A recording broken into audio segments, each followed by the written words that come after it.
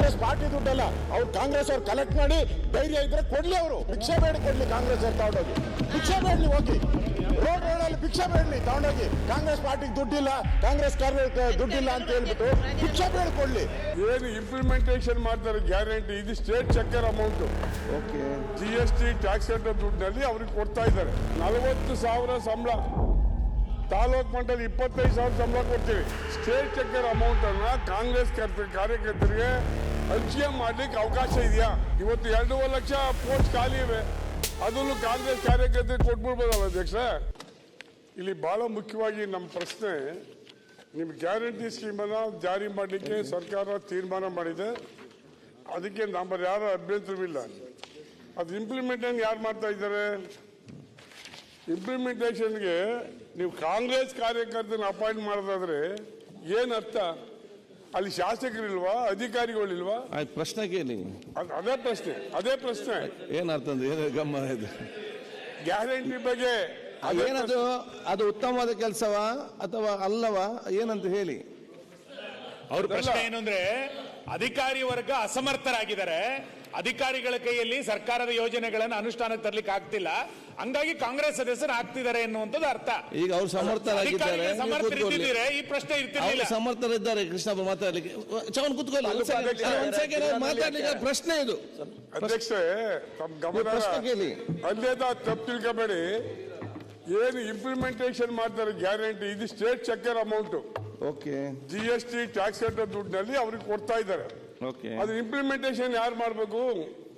ಸಂಬಂಧಪಟ್ಟ ಅಧಿಕಾರಿಗಳು ಮಾಡಬೇಕು, ಅಥವಾ ಸ್ಥಳೀಯ ಶಾಸಕರ ಅಧ್ಯಕ್ಷರು ಇಂಪ್ಲಿಮೆಂಟೇಷನ್ ಮಾಡಬೇಕು. ಇವತ್ತೇನಾಗಿದೆ, ಕಾಂಗ್ರೆಸ್ ಕಾರ್ಯಕರ್ತನ ಅಪಾಯಿಂಟ್ ಮಾಡಿದ್ದಾರೆ. ಅಲ್ಲ, 40,000 ಸಂಬಳ, ತಾಲೂಕ್ ಮಟ್ಟದಲ್ಲಿ 25,000 ಸಂಬಳ ಕೊಡ್ತೀವಿ. ಇದು ಉಪಾಧ್ಯಕ್ಷರಿಗತ್ತು ಸಿಟ್ಟಿಂಗ್ಗೆ 200 ರೂಪಾಯಿನ ಕೊಡ್ತಾ ಇದ್ದೀರಿ. ಇದು ನನ್ನ ಅನಿಸಿಕೆ ಅಷ್ಟೇ. ಸ್ಟೇಟ್ ಚೆಕ್ಕರ್ ಅಮೌಂಟ್ ಅನ್ನ ಕಾಂಗ್ರೆಸ್ ಕಾರ್ಯಕರ್ತರಿಗೆ ಹಂಚಿಕೆ ಮಾಡ್ಲಿಕ್ಕೆ ಅವಕಾಶ ಇದೆಯಾ? ಅದು ನಮ್ಮ ಪ್ರಶ್ನೆ. ಈ ರಾಷ್ಟ್ರದಲ್ಲಿ ಬೇಜಾನ್ ಕಾರ್ಯಕ್ರಮ ತಂದವ್ರೆ, ಬಿಜೆಪಿ ತಂದವ್ರೆ, ದಳದವ್ರು ತಂದಿವಿ, ಕಾಂಗ್ರೆಸ್ ಅವ್ರು ತಂದಿದ್ದೀವಿ. ಆದ್ರೆ ಇಲ್ಲಿನವರೆಗೂ ಯಾರು ಸಹ ಆ ಪಕ್ಷದ ಕಾರ್ಯಕರ್ತರು ಅಪಾಯಿಂಟ್ ಮಾಡಿಲ್ಲ. ಮತ್ತೆ 1 ಗಂಟೆ ಭಾಷಣ ಮಾಡಿದ್ದಾರೆ ಸನ್ಮಾನ್ ಅಶೋಕ್ ಅವರು KPSC ಬಗ್ಗೆ, ಅದು ಸೆಟಲ್ ಮಾಡಬೇಕು ಹೇಳಿದ್ರೆ.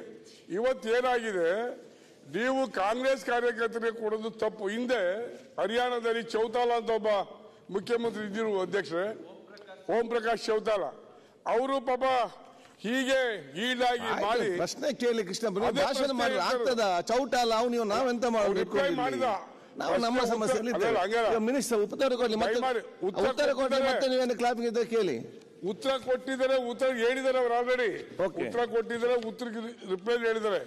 ನಾವು ಏನ್ ಹೇಳಕ್ ಬಯಸ್ತೀವಿ, ಇದು ಕಾನೂನು ಬಾಹಿರ ಆಯ್ತು. ಹಾಗಾಗಿ ಇವತ್ತು ಸಂಬಳನ ಇವತ್ತು 2.5 ಲಕ್ಷ ಪೋಸ್ಟ್ ಖಾಲಿ ಇವೆ, ಅದನ್ನು ಕಾಂಗ್ರೆಸ್ ಕಾರ್ಯಕರ್ತರಿಗೆ ಕೊಟ್ಬಿಡ್ಬೋದಲ್ಲ ಅಧ್ಯಕ್ಷ? KPSC ಯಾಕೆ ಮಾಡಿಕೊಂಡಿದ್ದೀರಿ? ರಿಕ್ರೂಟ್ಮೆಂಟ್ ರೂಟ್ ಹಾಕಿ ಮಾಡ್ಕೊಂಡಿದ್ದೀರಿ?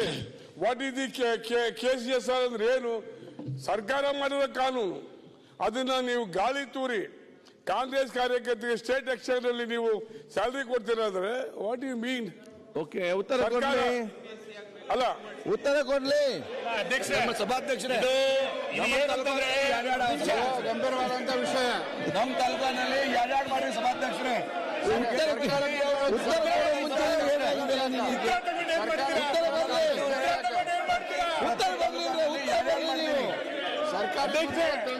ಉತ್ತರ ಬರುವ ಮುಂಚೆ ಉತ್ತರ ಬರಲಿ. ಇಲ್ಲ, ಕಾಂಗ್ರೆಸ್ ಬ್ಲಾಕ್ ಅಧ್ಯಕ್ಷ ಇದ್ದಾರೆ, ಅವರಿಗೆ 40,000 ಸಂಬಳ. ಯಾಕೆ ಮಾತಾಡ್ತೀವಿ ಸರ್? ನಾವು ಅಧ್ಯಕ್ಷ ನಾಮಿನೇಟ್ ಮಾಡಿ ಬೇರೆ ಮಾಡ್ತಾ ಇದ್ದೀವಿ. ಈಗ 1 ನಿಮಿಷ ನಾಮಿನೇಟ್ ಅವಕಾಶ ಇದೆಯಾ ಸರ್? ಅಧ್ಯಕ್ಷ ಆಶ್ರಯ ಯೋಜನೆ ಸಮಿತಿಯವರಿಗೆ ಸಂಬಳ ಇಲ್ಲ, ಇದಕ್ಕೆ ಮಾತ್ರ ಸಂಬಳ ಇದೆ ಅಂದ್ರೆ ಕಾಂಗ್ರೆಸ್ ಸಂಬಳ ಕೊಡ್ಲಿಕ್ಕೆ ಸರ್ ಬಜೆಟ್ ಪಾಸ್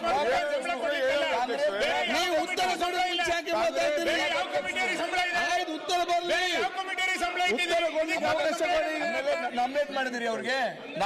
ಸಭಾಧ್ಯಕ್ಷರೇ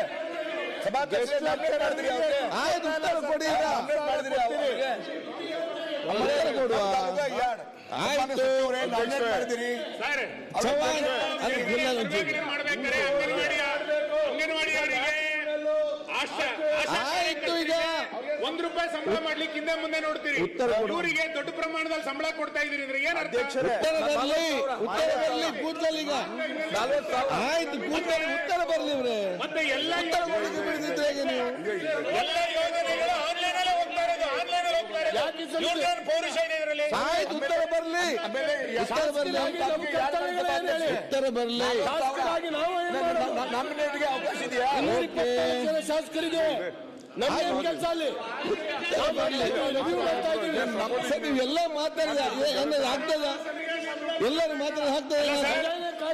ಕೃಷ್ಣಪ್ಪನವರು ಇವತ್ತು ಪ್ರಶ್ನೆ ಕೇಳಿದ್ದಾರೆ, ಸರ್ಕಾರ ಉತ್ತರ ಕೊಡ್ಲಿ. ಮತ್ತೆ ನಿಮ್ಗೆ ಯಾರಿಗಾದ್ರು ಇದ್ರೆ ನಿಮ್ಮ ಪರವಾಗಿ ಪ್ರತಿಭಾ ನಾಯಕರು ಪ್ರಶ್ನೆ ಕ್ಲಾರಿಫಿಕೇಶನ್ ಹೇಳಿ.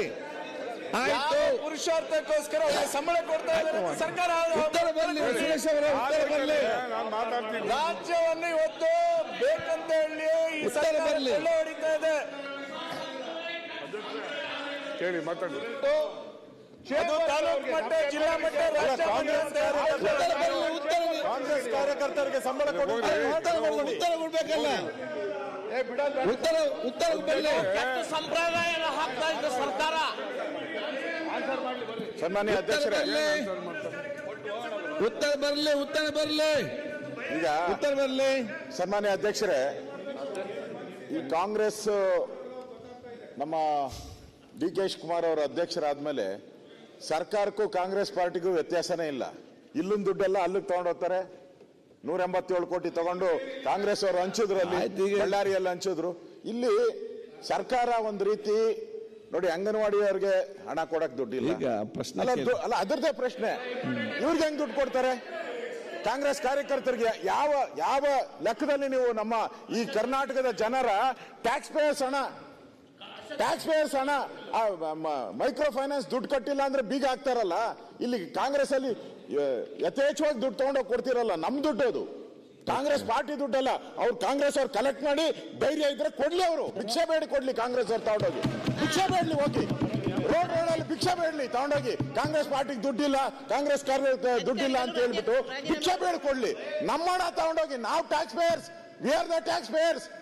ನಮ್ಮ ಹಣ ತಗೊಂಡೋಗಿ ಇವ್ರಿಗೆ ಯಾವ ಆಧಾರದ ಮೇಲೆ ನೇಮಕಾತಿ ಮಾಡ್ತೀರಾ? ಒಂದು ನೇಮಕಾತಿ ಮಾಡ್ಬೇಕಾದ್ರೆ ಸರ್ಕಾರದ ಆದೇಶಗಳು ಬೇಕಲ್ಲ, ರೂಲ್ಸ್ ಅಂಡ್ ರೆಗ್ಯುಲೇಷನ್ ಬೇಕು. ಅವನು ಈ ವಿದ್ಯಾರ್ಥಿತೆ ಎಷ್ಟಿದೆ? ಅವನೇನು SSLC ಓದಿದಾನ, ಡಾಕ್ಟರೇಟ್ ಮಾಡಿದಾನ, ಪ್ರೊಫೆಸರ ಏನು? ಅವನಿಗೆ ಕ್ಯಾಬಿನೆಟ್, ಅವನಿಗೆ ಕಾರು, ಅವನಿಗೆ ಬಂಗ್ಲೆ, ಅವನಿಗೆ ದೊಡ್ಡ ದೊಡ್ಡ ಆಫೀಸ್ ಡೆಕೋರೇಷನ್. ಯಾರ್ದಣ? ಉತ್ತರ ಕೇಳಿ, ಉತ್ತರ ಕೊಡ್ತಾರಲ್ಲ ಹೇಳ್ತಾರೆ ಅವರು. ಲೂಟಿ ಇವ್ರಿಗೆ ಕಾಂಗ್ರೆಸ್ ಪಾರ್ಟಿಯಿಂದ ಕೊಟ್ಕೊಂಡ್ಲಿ ಇಂಪ್ಲಿಮೆಂಟೇಷನ್ ಮಾಡಕ್ಕೆ. ಆಯ್ತು, ಉತ್ತರ ಕೊಡದೆ ಕೂತ್ಕೊಳ್ಳಿ. ಪ್ರತಿಪಕ್ಷನಾಗಿ ಮಾತಾಡ್ತಾರೆ, ಯಾಕೆ ಮಾತಾಡ್ತೀರಿ? ಹಾಗಾದ್ರೆ ಕೊಡಿ, ಅವ್ರು ಹೇಳಿದ್ದ ಸರ್ಕಾರ ಉತ್ತರ